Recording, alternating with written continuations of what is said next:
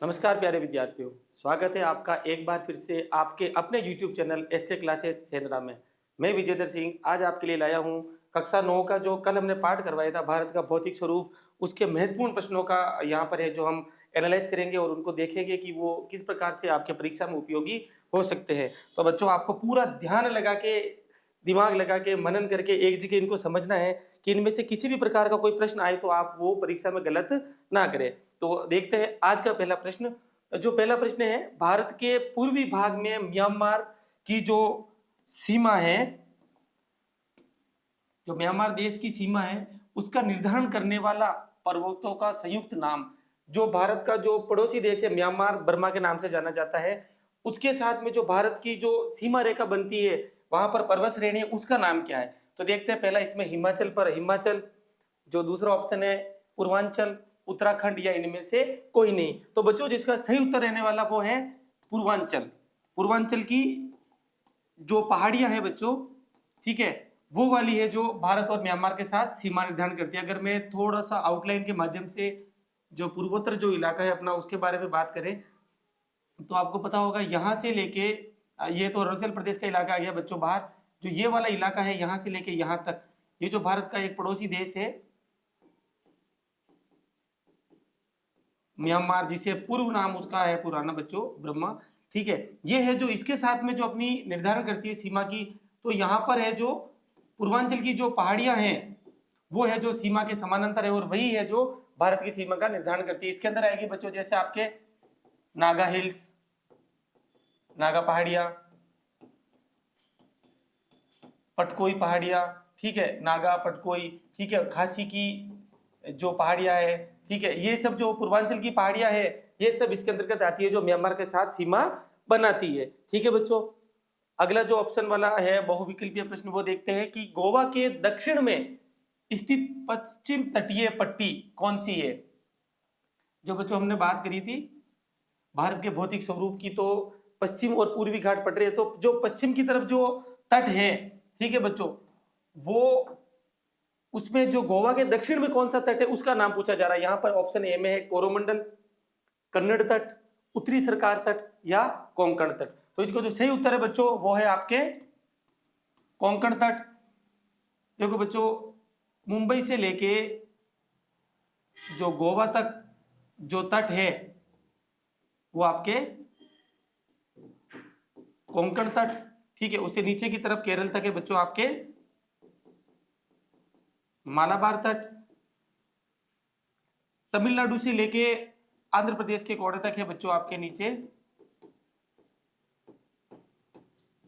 कोरोमंडल तट, और उससे ऊपर से लेके जो है विशाखापट्टनम आंध्र प्रदेश के ऊपर तक का जो इलाका है वो बच्चों कहलाता है आपके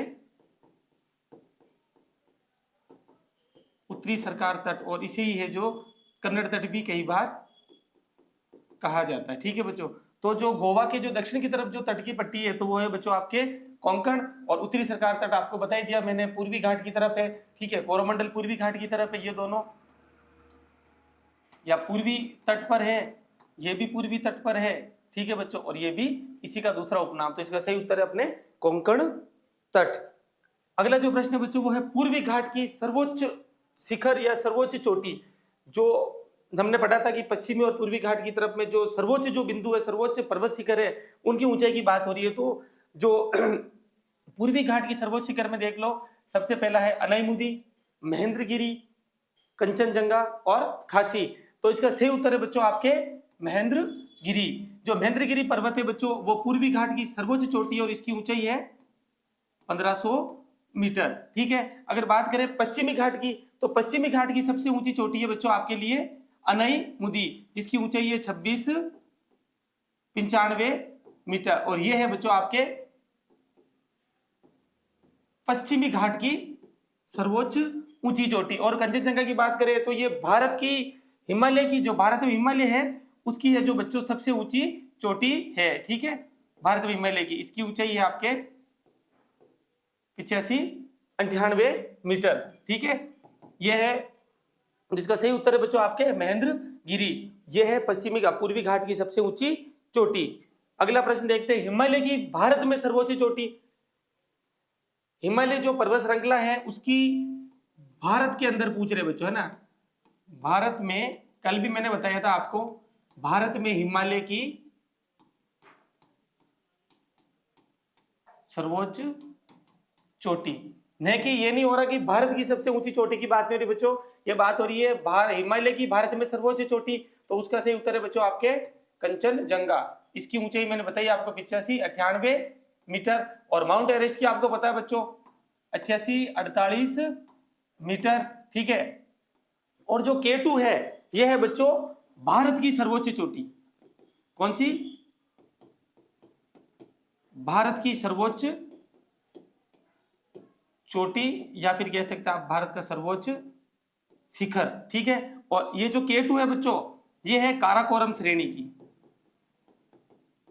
कहां पर स्थित है बच्चों? ये काराकोरम जो तो श्रेणी है उसके अंदर स्थित है। और इसकी ऊंचाई है बच्चों 86-11 मीटर। इसकी ऊंचाई है बच्चों 86-11 मीटर, ठीक है। ये ध्यान रखना आप, इसकी जो ऊंचाई है 86-11 मीटर है। लेकिन भारत की जो हिमालय की सबसे ऊंची चोटी है वो है कंचनजंगा श्रेणी की, ठीक है, कंचनजंगा है। और ठीक है बच्चों, जो भारत की सर्वोच्च चोटी जो शिखर है वो है काराकोरम श्रेणी में स्थित K2। और K2 को ही बच्चों याद रखना गॉडविन ऑस्टिन के नाम से भी इसे जाना जाता है। इसी ने इस पर्वत की है जो सर्वप्रथम खोज करी थी और इसकी ऊंचाई को नापी थी। और सबसे बड़ी चीज है कि जो ये K2 है ये वर्तमान में भारत का वो हिस्सा जो पाकिस्तान के अधिकृत है जिसे POK बोलते हैं, ठीक है बच्चों। ये जो चोटी है POK में स्थित है, पाक अधिकृत कश्मीर में, ठीक है। तो हिमालय की भारत में सर्वोच्च चोटी की बात करें तो कंचनजंगा 85-98 मीटर। और ओवरऑल हिमालय की सबसे ऊंची चोटी की बात करें तो बच्चों वो है आपके माउंट एवरेस्ट, ठीक है। अपना सही उत्तर है कंचनजंगा। और भारत की सबसे ऊंची चोटी की बात करें तो K2, ठीक है बच्चों। अगला प्रश्न, निम्न हिमालय की सबसे लंबी और महत्वपूर्ण पर्वत श्रृंखला के बारे में बात हो रही है। जो निम्न हिमालय है उसकी सबसे महत्वपूर्ण और जो लंबी पर्वत श्रृंखला उसकी बात हो रही है। इसके अंदर दे रखा पीर पंजाल श्रृंखला, धौलाधर श्रृंखला, महाभारत श्रृंखला या इनमें से कोई नहीं। तो इसका जो सही उत्तर है बच्चों वो है पीर पंजाल। जो पीर पंजाल जो श्रृंखला है वो निम्न हिमालय की सबसे लंबी और सबसे इंपॉर्टेंट जो कुछ हिमालय की जो महान श्रृंखला है उससे कुछ ही जो इसकी औसत ऊंचाई थोड़ी कम है और सबसे महत्वपूर्ण श्रृंखला यही है। इसके अलावा जो अन्य है वो है बच्चों निम्न हिमालय की धौलाधर श्रेणी और महाभारत श्रेणी। लेकिन निम्न हिमालय की सबसे लंबी और महत्वपूर्ण है पीर पंजाल श्रेणी। अगला प्रश्न है शिवालिक। शिवालिक क्या है या शिवालिक श्रेणी की बात करें तो शिवालिक क्या है बच्चों? आपको ध्यान हो तो मैंने कल बताया था कि हिमालय का जो वितरण किया गया ऊंचाई के आधार पे, उच्चावच और रिलीफ के आधार पे, उसके अंतर्गत जो सबसे बाहर की तरफ और सबसे जो ऊंचा वाला जो क्षेत्र है बच्चों वो है आपका जिसे जाना जाता है महान हिमालय के नाम से, ठीक है। महान हिमालय या वृहत हिमालय। जो बीच की जो श्रृंखला है उसे कहा जाता है बच्चों अपने हिमाचल हिमालय या फिर निम्न हिमालय, ठीक है। और जो सबसे अंतिम वाला है जिसकी ऊंचाई कम है उसे ही कहा जाता है बच्चों आपके शिवालिक हिमालय, ठीक है। उस आधार पर पूछा गया प्रश्न कि शिवालिक क्या है? शिवालिक है जो हिमालय की सबसे पहाड़ी जो श्रेणी है, ठीक है, वो वाली है आपके शिवालिक हिमालय। और निम्न हिमालय आपको बता ही दिया हिमाचल हिमालय, ठीक है। और जो सबसे आंतरिक हिमालय है वो वाला कौन सा बच्चों? महान हिमालय को क्या कहा जाएगा? आंतरिक हिमालय। ये निम्न हिमालय और ये सबसे जो बाहरी है सबसे बाहरी हिमालय जो है शिवालिक श्रेणी है, ठीक है बच्चों। अगला ध्यान से देखना इसे आप। अगला देखना उत्तरी मैदान का विस्तार। जो अपना जो उत्तरी मैदान है बच्चों उसका विस्तार है, उसका क्षेत्रफल बताया, पूछा गया आपसे कि जो उत्तर का जो विशाल मैदान है, ठीक है, उसका क्षेत्रफल कितना है? 6 लाख वर्ग किलोमीटर, 7 लाख वर्ग किलोमीटर, 8 लाख वर्ग किलोमीटर या 1 लाख वर्ग किलोमीटर। तो बच्चों इसका सही उत्तर है वो है आपके 7 लाख वर्ग किलोमीटर। जो उत्तर का विशाल मैदान है बच्चों, नदी निर्मित विशाल मैदान है, ठीक है, जो कि सिंधु, गंगा, ब्रह्मपुत्र की जो सहायक है नदियां, वो उनके द्वारा ये बनाया गया है। जो इसका क्षेत्रफल पूछा गया है, ठीक है, इसका क्षेत्रफल है 7 लाख वर्ग किलोमीटर, ठीक है। ध्यान रखना बच्चों, इसका जो क्षेत्रफल है 7 लाख वर्ग किलोमीटर है और इसकी लंबाई लगभग 6000 किलोमीटर के आसपास है, और सॉरी 1500 किलोमीटर के आसपास, और इसकी चौड़ाई है जो 80 से लेके 150 किलोमीटर के आसपास इसकी चौड़ाई है। मरुस्थल में पाए जाने वाले अर्धचंद्राकार बालू के टीले, कल भी मैंने बताया था कि जो भारत का भौतिक स्वरूप है उसके अंतर्गत है, जो भारत को, जो पश्चिमी भाग है भारत का, ठीक है बच्चों, भारत का जो पश्चिमी भाग है उसको कहा गया है थार का मरुस्थल या महान भारतीय मरुस्थल, ठीक है बच्चों, उसके रूप में बांटा गया है, महान भारतीय मरुस्थल के रूप में। और इसी मरुस्थल में पाई जाती है, आपको कल भी बताया था मैंने, बालू रेत या बालू मिट्टी, ठीक है, पतले कणों वाली महीन मिट्टी, ठीक है। उसी के बारे में पूछा गया है कि जो बालू के अर्धचंद्राकार जो टीले मिलते हैं उन्हें क्या कहा जाता है? उन्हें कहा जाता है बच्चों या बरखान, खादर, टिब्बे या भाबर। तो उनका सही उत्तर है बच्चों आपके बरखान। जो अर्धचंद्राकार टीले हवा के समानांतर, जैसे एस के लिखा हुआ ना बच्चों अपने, ये उसी रूप में होते हैं, इस रूप में, ठीक है, जैसे हवा चलती है उसके समानांतर आगे बढ़ते रहते हैं और ये अर्धचंद्राकार शेप में होते इस प्रकार के, तो इन्हें क्या कहा जाता है बच्चों? बरखान, ठीक है। और खादर है जो नदी का वो क्षेत्र जहां पर प्रतिवर्ष नवीन जलोढ़ मिट्टी पाई जाती है, वो खादर। और जो भाबर है जो नदियां जब पहाड़ों से आती है और कंकरनुमा चीजें लाती है, इकट्ठा करती है और वहीं से वो लुप्त हो जाती, वो। और टिब्बे जो रेत का जो टीला होगा पूरा इस टाइप से पहाड़ी नुमा, वो कहलाएगा आपके टिब्बा या रेत का टीला, ठीक है बच्चों, ध्यान रखना। ये अर्धचंद्राकार जो बालू का स्तूप है वो कहलाते हैं आपके बरखान। अगला भाई पश्चिमी घाट का सर्वोच्च शिखर, इससे पहले पूर्वी घाट की बात करी थी, ठीक है बच्चों, अभी बात हो रही है आपके पश्चिमी घाट की। ये कौन सा आपका पश्चिमी घाट, ठीक है बच्चों, ये आपका पश्चिमी घाट वाला इलाका है ये पूरा, ठीक है। इधर वाला पूर्वी घाट है। इसकी सबसे ऊंची जो चोटी है या शिखर उसकी बात की गई है, तो सबसे ऊंची जो चोटी है जो पूर्वी घाट की, वो तो आपके महेंद्रगिरी है ये, लेकिन इसके अनुसार देखते हैं अनाईमुड़ी, महेंद्रगिरी, डौडा बेटा और कोडाईकनाल। तो इसकी सबसे ऊंची चोटी बच्चों वो है अनाईमुड़ी, जिसकी ऊंचाई है 2695 मीटर। और इसी की एक अन्य जो ऊंची चोटी है वो है डोडा बेटा, जिसकी है 2633 मीटर ऊंचाई। और महेंद्रगिरी की आपको मैंने बता ही दी है, महेंद्रगिरी की आपके 1500 मीटर, ठीक है बच्चों। ये इस जगह है दक्षिण में, ठीक है। तो ये है अनाईमुदी 2695 और डोडा बेटा 2633 मीटर, ठीक है बेटा, ये है डोडा बेटा। तो पूर्वी घाट की तो है महेंद्रगिरी 1500 मीटर, महेंद्रगिरी ये पूर्वी घाट की हो गई बच्चों आपके सबसे ऊंची चोटी, और ये हो गई आपके पश्चिमी घाट की, ठीक है। ध्यान रखना इनको अच्छे से। अभी अगला पे है आपका प्रश्न सुमेलित करने का। सुमेलित करना, एक दूसरे से मैच करना है। जो इसमें दे रखा है एक तरफ तो इस जो भी स्थिति है वो, और सामने उनकी ऊंचाई और उनका क्षेत्र दे रखा है। तो सबसे पहले देखते हैं माउंट एवरेस्ट की ऊंचाई।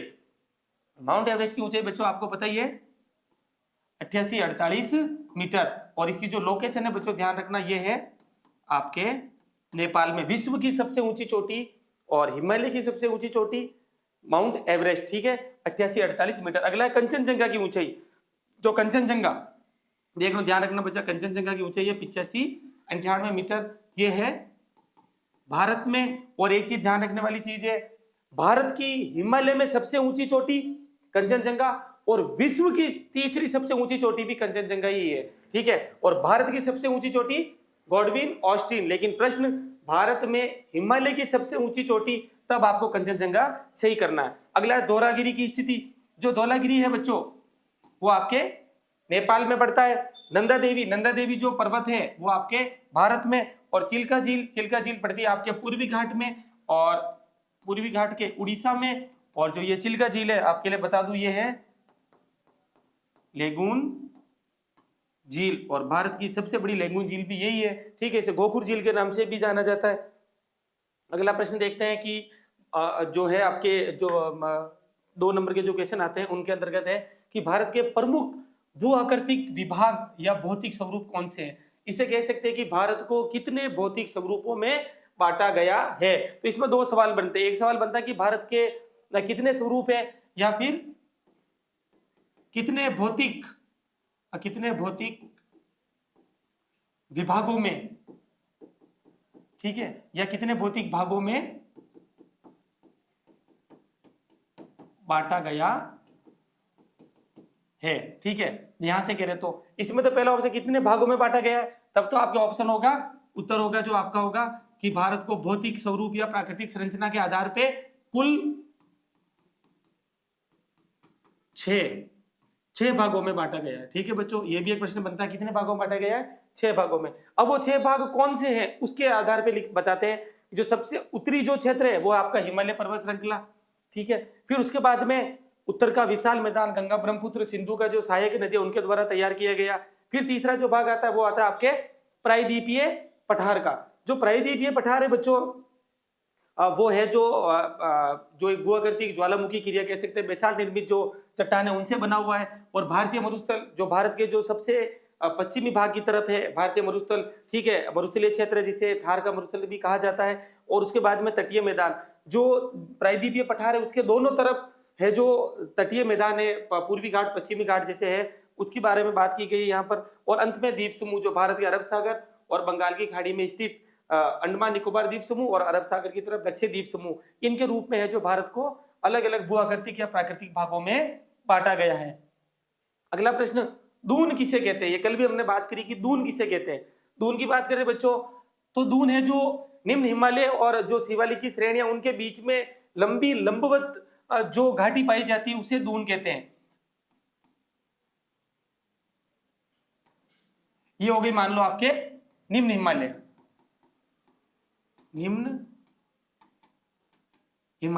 और इन्हीं के साइड में आपके जो है दूसरा है छोटा शिवालिक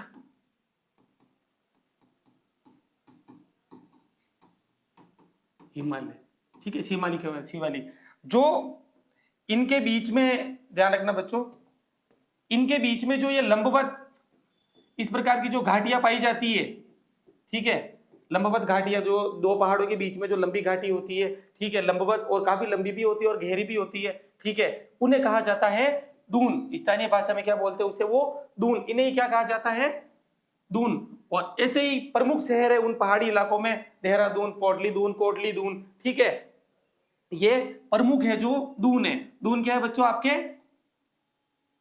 निम्न हिमालय और शिवालिक के बीच में स्थित लंबवत घाटी, जिसे क्या कहा जाता है स्थानीय भाषा में दून कहा जाता है। और वहीं पर है जो काफी लोगों का जो रहना भी, निवास स्थान भी और काफी खूबसूरत भी है, हिल स्टेशन के रूप में भी इन्हें जानते हैं, देहरादून और पाटली दून और कोटली दून, ठीक है बच्चों, ध्यान रखना, निम्न और शिवालिक हिमालय के बीच में स्थित लंबवत घाटी। अगला प्रश्न है आपका, प्रमुख उत्तर पूर्वी या पूर्वांचल की पहाड़ियों का नाम बताइए। जिससे अभी पहले बात करी थी, ये वही पूर्वांचल की पहाड़ियां हैं जो भारत के पड़ोसी देश म्यांमार के साथ में सीमा रेखा के समानांतर स्थित है, ठीक है बच्चों। काफी बार पूछा जाता है प्रश्न की पूर्वांचल की पहाड़ियां कहाँ हैं। पहला प्रश्न ये बनता है, पूर्वांचल की पहाड़ियां नाम से ही पता चल रहा है भारत के पूर्वी भाग में जो 7 सिस्टर है उसकी तरफ में, ठीक है। अगर पूर्वी क्षेत्र का थोड़ा सा नक्शा बनाए केवल पूर्वोत्तर का तो उसके अंतर्गत आती है बच्चों पटकोई की पहाड़ियां, नागा पहाड़ी, मणिपुर पहाड़ी और मिजो पहाड़ी। पटकोई, मणिपुर, ठीक है बच्चों, और नागा और मिजो की पहाड़ियां, ये यहाँ पर है जो ये पहाड़ियां पाई जाती है और इन्हें ही कहा जाता है पूर्वांचल की पहाड़ियां। जो पूर्वांचल की पहाड़ी, एक बात और देखें तो मजबूत पुराने जमाने की जो अवसाद है, ठीक है, या जलो अवसाद है, उनके जमाव के कारण ये अवसादी चट्टानों से बनी हुई है और जैव विविधता के लिए प्रसिद्ध है। काफी है जो यहाँ पर वर्षावन भी पाए जाते हैं और हमेशा सदाबहार वृक्षों की वजह से हरी भरी दिखाई देती है, ठीक है बच्चों, जो है। और दूसरी बात, और ये जो पहाड़ियां हैं स्पेशल ध्यान रखना म्यांमार के साथ में सीमा बनाती है, ये चीज इंपॉर्टेंट है, म्यांमार के साथ में, ठीक है। उस सीमा के समानांतर है और वो है पूर्वांचल की पहाड़ियां। इस चीज को इंपॉर्टेंट है बच्चों, ध्यान रखना, पूर्वांचल की पहाड़ियां भारत के पूर्वी क्षेत्र में। अगला प्रश्न है, उस नदी तंत्र का नाम बताइए जिसमें उत्तरी मैदान का निर्माण किया है। भारत का जो उत्तर का विशाल मैदान है, या सिंधु, गंगा, ब्रह्मपुत्र नदियां, उसकी सहायक जो नदियां है उनके द्वारा निर्मित ये विशाल जो लोड मैदान है उसकी बात हो रही। कौन कौन सी नदियां? उत्तर के विशाल मैदान का निर्माण है जो सिंधु, गंगा और ब्रह्मपुत्र तथा उसकी सहायक नदियों द्वारा हुआ है। सहायक नदियों के द्वारा, जैसी नदियां पहाड़ों से निकल के मैदान की तरफ आती है, अपने साथ जो जमाव, जो अवसाद लाती है, उनके द्वारा इस विशाल मैदान का निर्माण हुआ है। और ध्यान रखना, जो उत्तर का विशाल मैदान है बच्चों, उसकी थोड़ी सी बात करें तो यह बहुत ही क्या है, उपजाऊ मैदान है। ठीक है, भारत का बहुत ही उपजाऊ मैदान है। और जहां उपजाऊ होता है बच्चों, वहीं पर क्या होता है, सर्वाधिक जनसंख्या का निवास भी होता है। ठीक है बच्चों, जहां खाने पीने की व्यवस्था हो आसानी से, वही है जो मानव अपना निवास करना चाहता है। जनसंख्या का निवास भी है और जनसंख्या घनत्व भी है बच्चों। यहाँ पर क्या पाया जाता है, नदी घाटी के आसपास अधिक पाया जाता है। और दूसरी बात, इसी मैदान के किनारे जो इसकी सहायक नदियां, वहीं पर है जो पूर्व में अपनी है जो सभ्यताओं का भी विकास हुआ है। जो प्राचीन जो सभ्यता है उनका है जो इन्हीं नदियों के किनारे पर विकास हुआ। और यही वो क्षेत्र है जहां पर, जैसे अपन पढ़ते हैं सिंधु घाटी सभ्यता, ठीक है, और ये सब है सिंधु घाटी, हड़प्पा सभ्यता, ये सब इन्हीं नदियां और इनकी जो सहायक नदियां उनके किनारे पर इनका विकास हुआ है, ध्यान रखना। और दूसरी बात, जो ये विशाल मैदान है इसका निर्माण है जो जलोढ़ मिट्टी से हुआ है। ये इंपॉर्टेंट है बच्चों, है ना, जो अवसाद लेके आती साथ में, उत्तर का विशाल मैदान जलोढ़ मिट्टी के द्वारा इसका निर्माण हुआ है। अगला प्रश्न, उत्तरी विशाल मैदान का निर्माण, जो भी जस्ट मैंने पीछे बताया आपको कि जो उत्तर का जो विशाल मैदान है, वो नदियां है जो लाखों साल तक वहां से बहकर नीचे आ रही थी, अपने साथ जो अवसाद लेके आ रही थी, उसी अवसाद के द्वारा, अवसाद यानी कि जो साथ में मिट्टी वगैरह लाती है, जलोढ़ मिट्टी, उसके कारण वो इलाका भरता गया और धीरे धीरे है जो उत्तर के विशाल मैदान का निर्माण हुआ। हिमालय क्षेत्र से आ रही है। ठीक है, अगर थोड़ा सा पीछे चले अपन ज्योग्राफी की दृष्टि से, तो हिमालय विश्व का सबसे नवीन पर्वत है। और आपको मैंने कल भी बताया था कि जो एक प्लेट विवर्तनिक होती है, उसके टकराव के कारण है जो अंगारा लैंड का, सॉरी, जो गोंडवाना लैंड का हिस्सा जब जो इस यूरेशियन प्लेट से इंडो एशियन प्लेट के साथ टकराया, उसकी वजह से इसका निर्माण हुआ। तो जहां पे हिमालय उठा उसके जस्ट नीचे की तरफ जो गिरिपाद का इलाका था, वहां महाखंड की तरह बन गया था। ठीक है, तो हिमालय से जितनी भी नदियां आ रही थी, बह के लाखों सालों तक बहती रही और अपने साथ में क्या लाई बच्चों, अवसाद यानी कि जलोढ़। ठीक है, जलोढ़ लेती आई, जलोढ़ मिट्टी लाती गई और धीरे धीरे ये जो इलाका है भरता गया, अंततः एक ऐसा समय आया कि वो एकदम समान रूप से पैरेलल हो गया, थोड़ा बहुत ऊपर नीचे रहा। और वही इलाका क्या कहलाया बच्चों, आपके उत्तर का विशाल मैदान या नदियों द्वारा निर्मित जलोढ़ मैदान। ठीक है बच्चों, अगला देखते हैं, वितरिकाएं किसे कहते हैं। वितरिकाएं, जब कोई नदी है जो पहाड़ों से निकलकर मैदान की तरफ आती है, या फिर जो थोड़े ऊंचे स्थान की तरफ आती है, तब उसकी गति क्या हो जाती है बच्चों, थोड़ी मंद। जैसे कोई नदी की जो स्पीड है वो पहाड़ों से जब निकलती है तो बहुत ही तीव्र वेग में होती है। ठीक है, तीव्र वेग यानी तीव्र गति में होती है, स्पीड बहुत ज्यादा होती है। लेकिन जैसे ही बच्चों वो मैदानी क्षेत्र में आती है, या कुछ थोड़ा सा ऊंचा मैदान का जो कुछ ऊंचे का इलाका आता है, वहां पर आती है, तो वहां पर आती ही एक नदी है जो आपने देखा होगा कि अलग अलग छोटी छोटी धाराओं में विभाजित हो जाती है।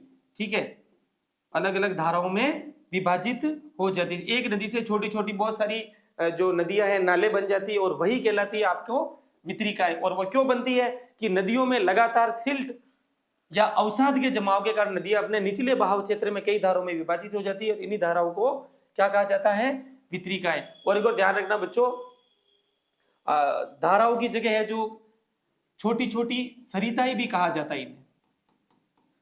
सरिताओं में, नदी का पर्यायवाची सरिता, तो ये छोटी छोटी धारा या छोटी छोटी सरिताओं में विभक्त हो जाती है, और उसे ही क्या कहते हैं, वितरिकाएं कहा जाता है। ठीक, अलग अलग बदल जाती है। जैसे बड़ी नदी में से छोटी छोटी नदियां जमाव के कारण रास्ता मोड़ के नया रूप ले लेती है।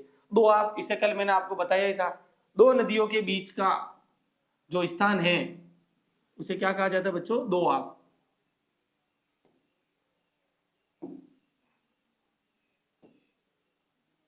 एक नदी ये है बच्चों, और इसके बीच में कुछ गैप है, और दूसरी नदी ये है, ठीक है। इन दोनों की नदियों के जो बीच का जो ये स्थान है पूरा, इसे क्या कहा जाएगा?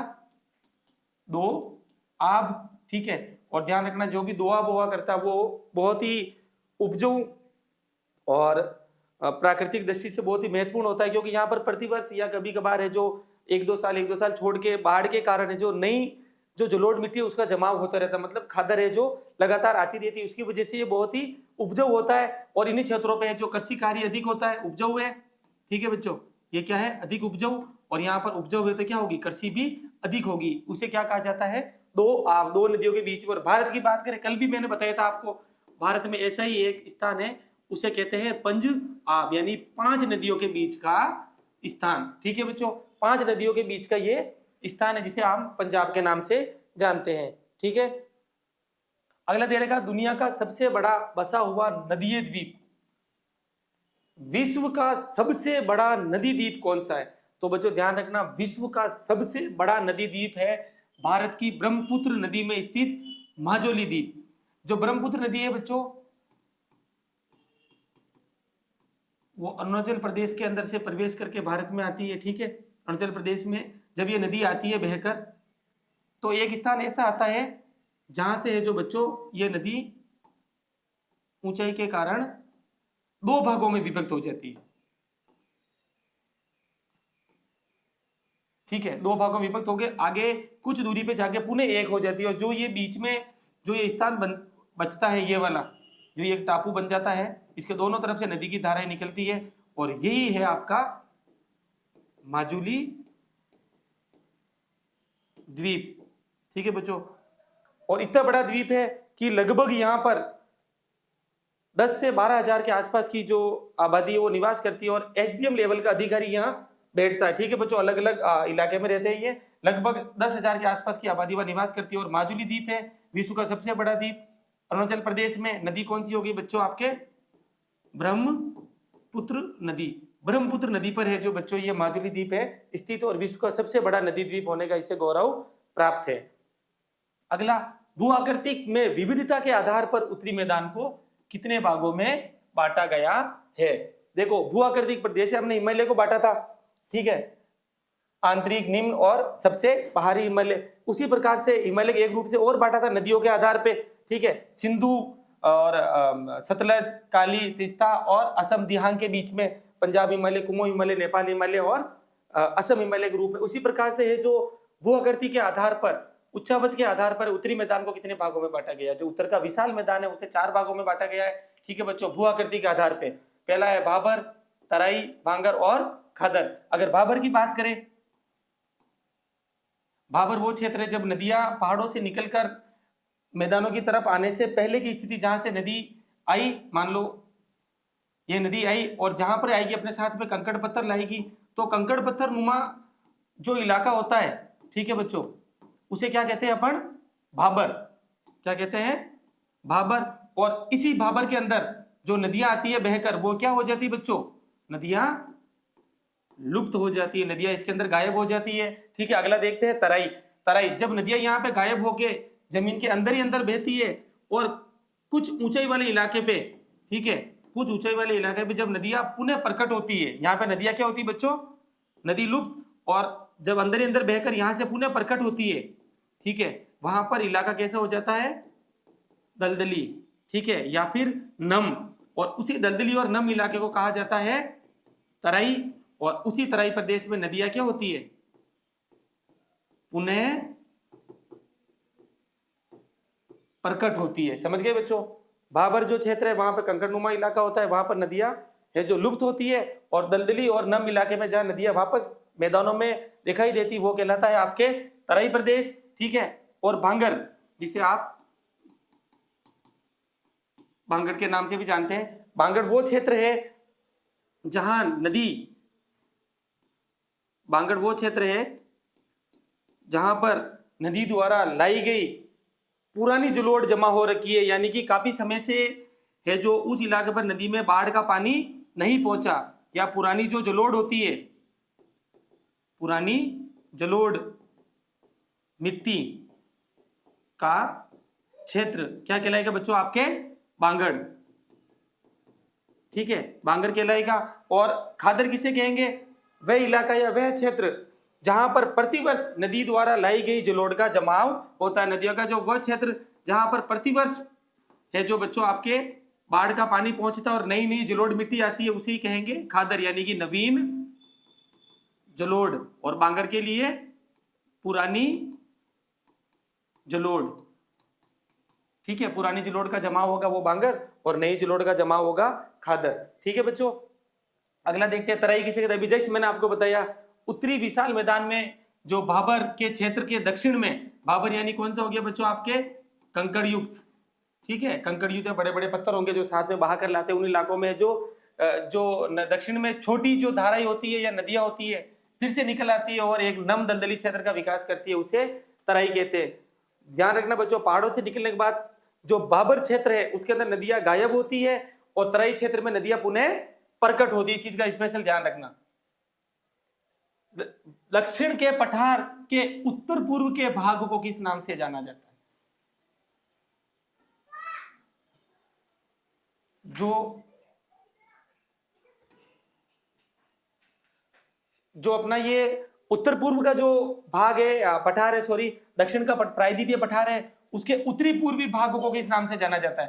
ध्यान रखना बच्चों, जो ये वाला जो इलाका है ये कहलाता है आपके उच्च मध्य पठार, ठीक है। जो मध्य का उच्च पठार भी कह सकते हैं, मध्य का उच्च पठार। जो ये वाला इलाका है बच्चों ये कहलाएगा आपके मध्य का उच्च पठार। इसी के अंदर आपके आता है बच्चों मालवा का पठार, ठीक है, इसके अंदर आता है आपके मालवा का पठार, ठीक है। और ये जो इलाका यहीं पर आएगा आपके बुंदेलखंड का पठार, कल मैंने बताया था आपका बुंदेलखंड का पठार, ठीक है। इसके जस्ट पास में आपके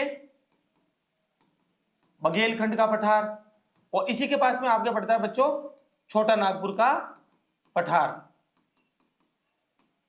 और इसी के बाद में जो पूर्वोत्तर का जो अपना इलाका है, ठीक है, पूर्वोत्तर का जो इलाका है बच्चों, वहां पर जो पठार पाया जाता है इसी का पूर्वी हिस्सा, उसे जाना जाता है मेघालय का पठार या कार्बी एंगलोंग का पठार। जो पूर्वोत्तर का जो इलाका रहेगा यहां से आगे की तरफ यहां पर पाया जाएगा आपके इस जो इलाका ये वाला बच्चों, यहां पर है आपके कार्बी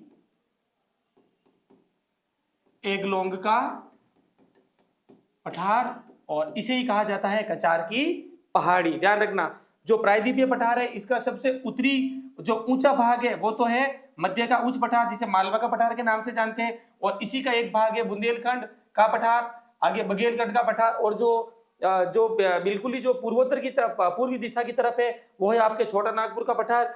और इसी प्रायद्वीपीय पठार का सबसे उत्तरी और जो पूर्वी भाग है वो कहलाता है बच्चों आपके कार्बी एंगलोंग का पठार या मेघालय का पठार। ध्यान रखना इसका। आप अगला प्रश्न देखते हैं। भारत के पूर्वी हिस्सों में पर्वत श्रेणियों पर टिप्पणी, जो आपने बात करी थी पूर्वांचल की पहाड़ियां, उन्हीं की बात हो रही है। जो ब्रह्मपुत्र नदी है इसके पूर्व में स्थित श्रेणियों को पूर्वी हिमालय के नाम से जाना जाता है और इन्हें ही कहा जाता है बच्चों आपके पूर्वांचल की पहाड़ियां।